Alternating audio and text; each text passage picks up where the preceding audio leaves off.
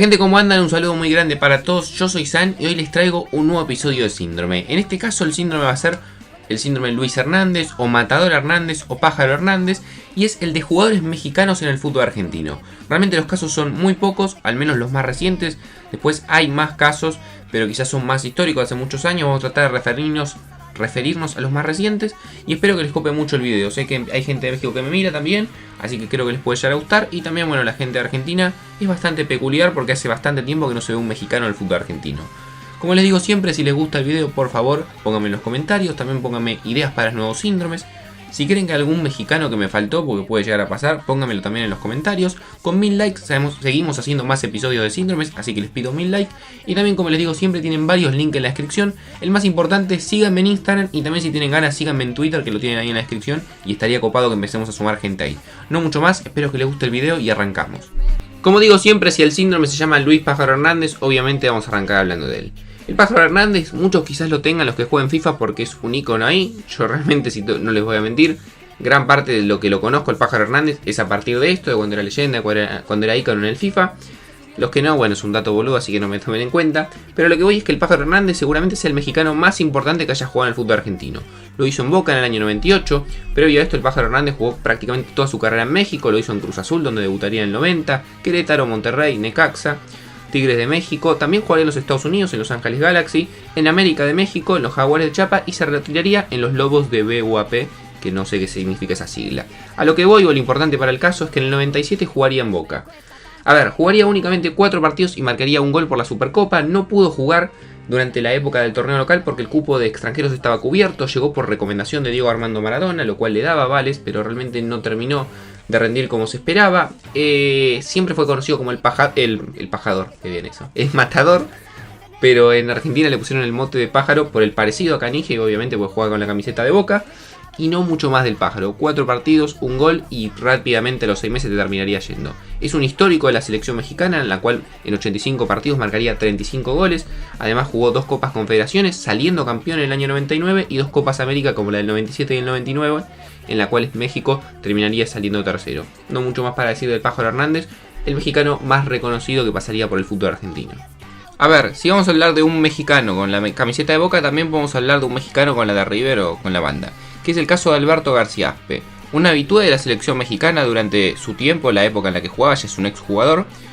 Disputó muchísimos torneos con esta selección, entre los que se incluyen los más importantes como los mundiales, los cuales disputó 3, del 94 de Estados Unidos, del 98 de Francia y del 2002 de Corea-Japón. Además de esto, saldría campeón de la Copa de Oro de la CONCACAF del 96 y de la Copa Confederaciones del 99. Sumado a esto, jugó 86 partidos, metiendo 21 goles, era mediocampista para el que no lo sepa.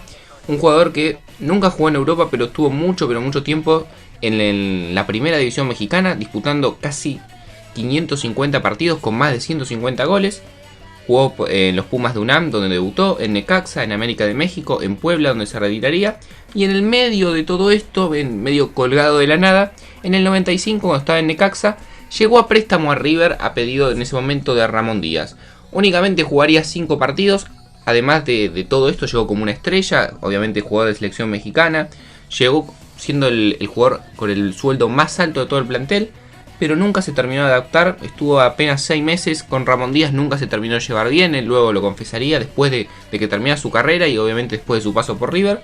Y la verdad que no se pudo destacar. Otro mexicano que, al igual que el Pájaro Hernández, en México le fue muy bien, en la selección también, pero en Argentina no se pudo asentar. Otro caso, y quizás el más reciente, tendría que ponerme a repasar ahora cuando siga haciendo los demás jugadores, pero creo que es el más reciente, es el de Mario Méndez en Vélez. Llegó de la mano de Ricardo Lavolpe, que en el 2006 había dirigido la selección mexicana en el Mundial. Mario Méndez integró ese plantel, con la selección mexicana jugaría 37 partidos marcando un gol, era mediocampista para el que no lo sepa. Disputaría varios torneos, entre otros saldría campeón de la Copa de Oro del 2003 de la CONCACAF. Es como la Copa América, pongámosle, pero de los equipos del norte. Casi siempre se la disputa en México y Estados Unidos. Pero a lo que voy es que era un jugador habitual de la selección. Venía en el 2006 de jugar el Mundial, el que dirigió Lavolpe. Lavolpe en el 2007 se va, primero tiene un paso por Boca y luego se iría a dirigir a Vélez. Y en Vélez lo trae a Mario Méndez, que se encontraba jugando en Tigres de UNAM. Allí jugaría casi 40 partidos, contando Copa Libertadores y contando torneo local.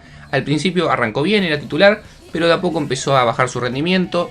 Empezó a perder lugar, ya no era titular, y finalmente con la ida de la Volpe se iría él también. Volvería a Toluca, que era uno de los equipos a donde había estado jugando antes, pasó por atrás de México, por Toluca, por Monterrey, por Tigres de UNAM, por Irapuato de la segunda división y se retiraría en San Luis de la primera división en el año 2013. No mucho más para decir, no es tan parecido al caso del Pájaro Hernández, ni tampoco al de García Aspe. Este sí jugó bastante más partidos, estaba muy vigente en su momento porque venía a jugar el Mundial, pero tampoco duró mucho en el fútbol argentino. Otro mexicano que también actúa en el fútbol argentino es Moctezuma Cerrato, pero a diferencia de todos los que venimos nombrando, como el Pájaro Hernández y todos los que nombré hasta ahora, que jugaron en River, Boca o Vélez, él lo hizo pero en la B Nacional, y lo hizo más precisamente en Defensa y Justicia. Tuvo una carrera muy amplia, era delantero, arrancó en San Luis de México, llegó a jugar en América de México, en los Pumas de UNAM, entre otros equipos importantes de este país, también jugó en Cienciano de Perú, jugó en Costa Rica y terminaría cerrando su carrera en Guatemala. Pero en el año 2006, a mitad de su carrera, jugaría en Defensa y Justicia durante un tiempito, un par de partidos. Muy bien que digamos no le fue, no se pudo adaptar al fútbol argentino, como tampoco se pudo adaptar a la mayoría de los clubes por los cuales pasó. Nunca tuvo, digamos, regularidad o titularidad en alguno de estos clubes. Bueno, quizás en Guatemala un poco más, pero ya después en los equipos mexicanos no era titular habitué. Y es muy recordado quizás por un error puntual que tuvo cuando jugaba con América de México. Contra Santos Lagunas es muy recordado por un gol errado, prácticamente solo de cabeza, que bueno, seguramente se los deje por ahí para que lo vean. Pero otro caso de un mexicano que nuevamente, al igual que los otros tres que vengo nombrando, tampoco pudo triunfar o le fue bien en el fútbol argentino. Un caso mucho, pero mucho más histórico, estamos hablando de la década del 40, es la de Luis de la Fuente y Hoyos, o Luis el Pirata de la Fuente. Mediocampista que realmente para el fútbol argentino y para mí inclusive es desconocido, no prácticamente, pero seguramente los mexicanos, la mayoría de la gente allí, lo recuerde. Ese rompió muchísimos récords para lo que fue su época, fue el primer mexicano en jugar en Europa, lo hizo en Racing de Santander, fue el primer mexicano en jugar en Sudamérica, que lo hizo en Vélez en el año 40, que ahora vamos a hablar de su paso, que es el que nos importa. Y fue el primer mexicano en debutar con 15 años, o sea, bueno, primero mexicano en un montón de cosas. Jugó en muchos clubes de México que la mayoría quizás ahora no son tan conocidos o ni existen, como el Aurrera, el Club España. Pero bueno, como les decía, jugó en Racing de Santander de España y en Vélez llegaría en el año 1940. Allí estaría únicamente una temporada porque luego se tendría que ir por temas económicos más que nada con que tenía el club. Pero realmente se puede decir que es el único mexicano que le fue bastante bien en el fútbol argentino, ya que en 16 partidos, que son poquitos, es un semestre, marcaría 8 goles y marcando goles importantes para que Vélez no termine descendiendo durante esa temporada y en partidos importantes. Además tengamos en cuenta que 16 partidos, 8 goles jugando de mediocampista, así que realmente bueno, tuvo un paso destacado en la selección mexicana, jugó durante 16 años, entre el 34 y el 50 y obtuvo diversos títulos tanto en España como en México. Otro mexicano que estuvo en el fútbol argentino y lo hizo hace muy pero muy poquito es Eduardo Regis, que es un lateral izquierdo que venía de jugar obviamente el fútbol mexicano. Pasó por Veracruz, por el León de México, por Atlante, por los Tigres, por Pachuca, por Atlante y por Atlas de Guadalajara hasta el año 2010. En el año 2010, ya bastante avanzado en edad, estaba en los últimos años de su carrera, se vino a jugar al Instituto de Córdoba, obviamente en la B Nacional, al igual que lo que contaba antes de Moctezuma Cerrato, que jugó nada más en la B Nacional de la Argentina, no jugó en la primera división como los otros casos. Nunca jugó en Europa, la única experiencia que tuvo fuera de México fue la de Instituto, en la cual estuvo únicamente un año y finalmente se retiraría. Jugador además que tuvo selección nacional, con la Volpe durante el año 2003 jugó 6 partidos, alguno que otro con también amistoso con la selección argentina, pero no mucho más para decir. Eduardo Regis, como le digo, exjugador de atrás de Guadalajara, que jugó en Instituto de Córdoba durante el año 2010. Y la verdad que hay muchos mexicanos más de los que puedo llegar a hablar, pero vamos a cerrar con la historia de Baldo Fierro, que es quizás la más peculiar de toda. El tipo jugó en varios equipos de México, Lagartos, León, Atlante sobre todo, donde tuvo un conflicto importante, por lo cual cuando tenés conflictos importantes con la dirigencia, en México medio que te proscriben y no te contratan otros equipos, por lo cual teniendo en cuenta que el presidente de Talleres en esa época era Carlos Ahumada, que tenía muchos nexos, un empresario con el fútbol mexicano y todo lo referido a México, lo terminaría trayendo a Talleres de Córdoba. Jugaba delantero, no era muy interesante que digamos, pero bueno, vino a Talleres, tenía delanteros del ascenso hiper reconocidos como el Pupi Salmerón o Sebastián Covelli, por lo cual prácticamente no jugó, únicamente 2 partidos y lo hizo muy mal, cerró un gol prácticamente hecho, por lo cual apenas Talleres, esa temporada de Talleres no fue buena, descendería de la B Nacional al torneo argentino A, se iría de allí.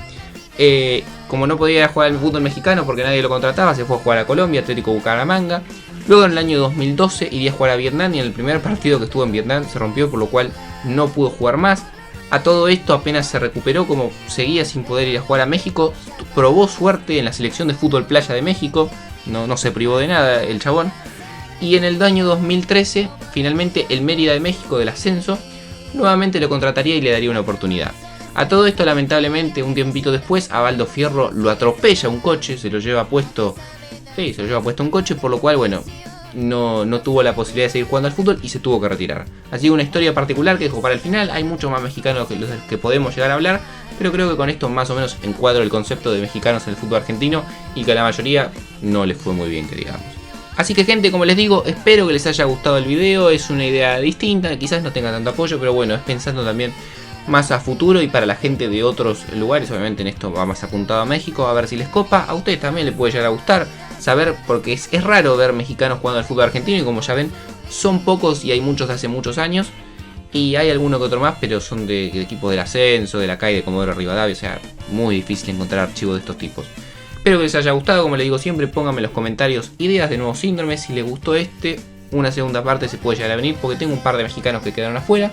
1000 likes para hacer más síndromes de este estilo, o también otros síndromes, pero 1000 likes para más síndromes. Y como les digo siempre, tengo varios links en la descripción, los más importantes. Síganme en Instagram, y también importante, que esto nunca lo pedí, como lo pedí al principio, síganme en Twitter, que le vamos a empezar a dar un poquito más de bola ahí. No les rompo mucho más las bolas, nos vemos en el próximo video y nos vimos. Dame una cerveza, mi compa un vino tinto. Tu compa vino tonto, le pesa no ser distinto. Que pon, que pan, que tal, papá, te traje rap estricto, pa' que no vengas a hablar y criticarme todos los ritmos. Saco de todo, yo no me limito, me escribo, me grabo, lo suelto en el micro y me cago de risas de todo el panorama. Se cree muy bueno, solo tiene